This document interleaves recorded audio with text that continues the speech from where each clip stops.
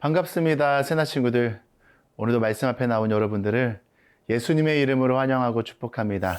함께 말씀을 나눌 최성규 목사입니다. 여러분, 겨울이 되면 생각나는 메뉴 중 하나가 찐빵인데요. 이 팥이 빠진 찐빵 어떠세요? 물론 팥을 싫어하는 친구들은 팥없는 찐빵을 좋아하지만 보통은 실망스러워하죠.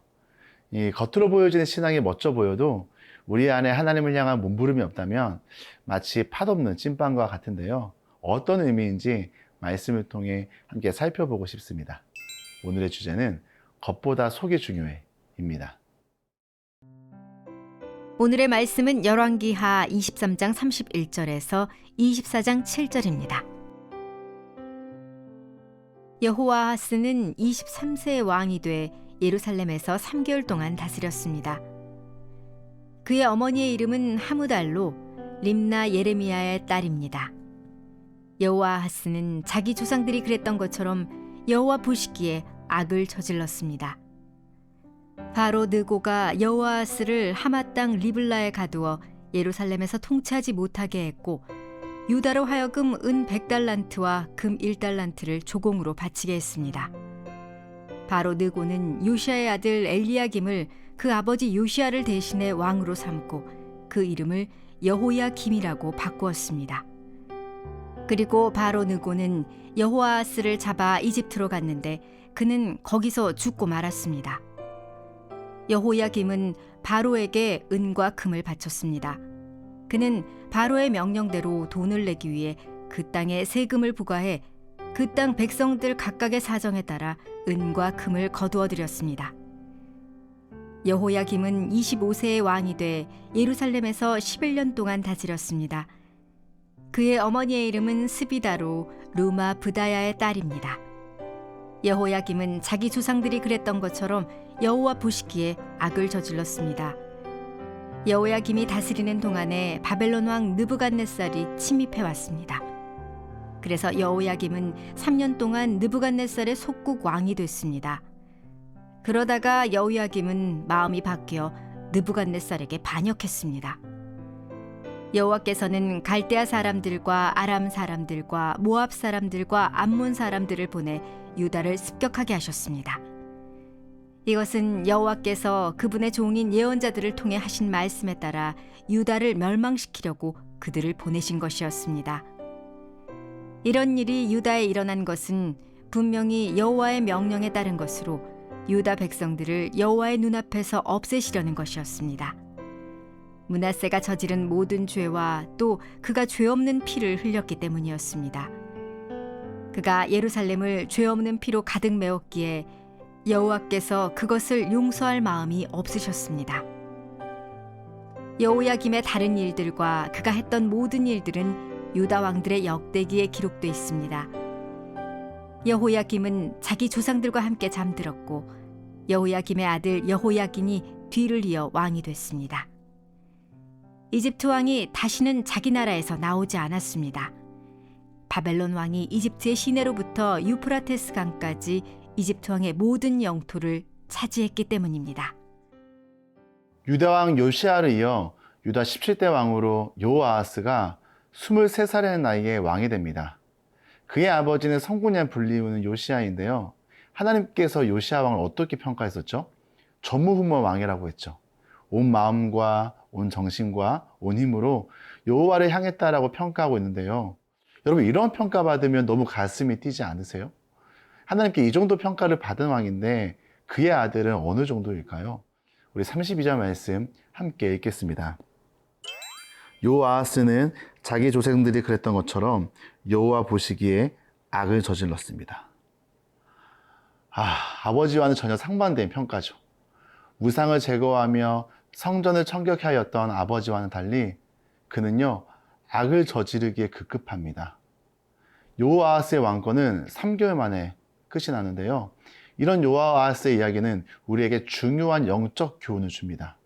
바로 부모님의 신앙이 자녀에게 자동적으로, 무조건적으로 전수되지 않는 것을 보여줍니다. 부모님이 하나님을 잘 섬긴다고 해서, 믿음이 좋다고 해서 자녀까지 신앙이 좋느냐? 좋을 수 있어요. 그런데요, 안 좋을 수도 있어요. 왜요? 신앙은요, 오직 하나님과 나 1대1의 관계이기 때문입니다. 부모님이 구원을 받았다고 해서 내가 구원을 받느냐? 아니요. 전혀 아닙니다. 신앙은요, 철저하게 하나님과 나 1대1입니다. 부모님의 신앙과 내 신앙이 비례하지 않습니다.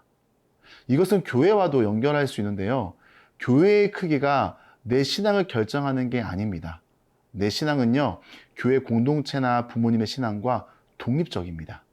다시 말해, 교회의 크기나 부모님의 신앙이 우리의 신앙을 자동적으로 자라게 하거나 그러지 않는다라는 거예요. 여호아하스는 그토록 몸부림치며 나라를 거룩하게 개혁하려 했던 아버지 요시야에게를 따라가도록 싸웠어야 했습니다. 안 그래도 유다는요, 지금 이집트 왕 바로 누고 때문에 살 얼음판을 걷는 듯한 위기였기 때문에 더 사실 하나님을 붙잡았어야 했죠. 그런데 오히려 그는요, 하나님을 떠나는 길을 선택했으니 하나님이 어떻게 생각하시겠어요? 진노하실 수밖에 없죠. 사랑하는 새나 친구들, 신앙은요, 나와 하나님과의 1대1입니다. 부모님의 신앙이 내 믿음을 대신해 주지 않아요. 그래서 우리는요, 깨어 있어야 됩니다. 묵상을 통해서 늘 내 마음을 점검하고 내 위치를 점검하면서 하나님을 의지하고 찾는 우리 새나 친구들이 되길 축복합니다.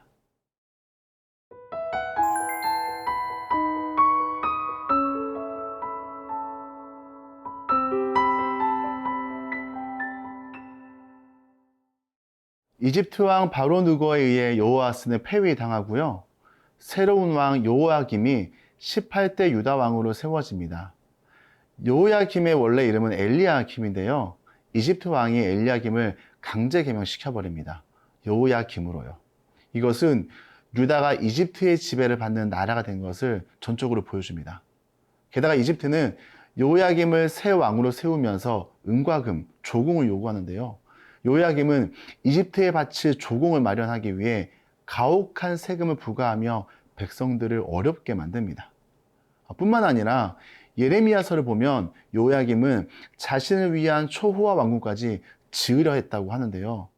안 그래도 숱한 외세의 침략과 수탈로 백성들의 고통은 커져만 가는데 이 최고의 리더인 왕은 무엇 하나요? 사치와 탐욕에 빠져 백성들을 차치하며 자신의 욕망을 채우기 위해 급급했습니다. 결국 여호야김도 하나님께 어떤 평가를 받을까요? 우리 37절 말씀 함께 읽겠습니다. 여호야김은 자기 조상들이 그랬던 것처럼 여호와 보시기에 악을 저질렀습니다. 이 여호야김에게는요, 돌이킬 수 있는 11년간의 시간이 있었습니다. 도울 힘이 없는 이집트를 의지하는 것이 아니라 살아계신 하나님을 의지하였다면 어쩌면 이들의 결과는 달라졌겠죠. 이집트의 눈치를 살피며 백성을 괴롭히던 여호야김은 통치 말년에 신은 강대국인 바벨론의 압박까지 받게 되는데요. 하나님의 사람은 무엇으로 살까요? 하나님의 사람은요, 하나님을 의지함으로 하나님을 붙들며 살아갑니다. 여호아하스, 여호야김처럼 강대국의 눈치를 보며 사는 삶이 아니라 하나님을 주목하고 살아가야 되는 것을 우리 가운데 오늘 본문은 알려주고 있습니다.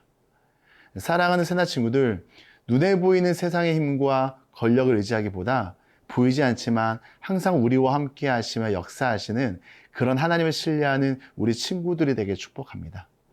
계속되는 묵상을 통해 하나님과 나와의 관계가 더 친밀해지며 그분과 동행하는 오늘 하루가 되길 축복합니다. 하나님 아버지, 말씀을 통해 하나님께서 원하시는 삶을 보여주시고 거룩한 도전을 주심에 감사드립니다. 여호아하스와 여호야김처럼 눈에 보이는 힘과 권력을 의지하며 따라가는 것이 아니라 하나님을 의지하며 말씀을 따라 살기 원합니다. 묵상을 통해 하나님과 나와의 관계가 더 깊어지고 친밀해지도록 성령님 인도해 주세요. 예수님의 이름으로 기도드립니다. 아멘.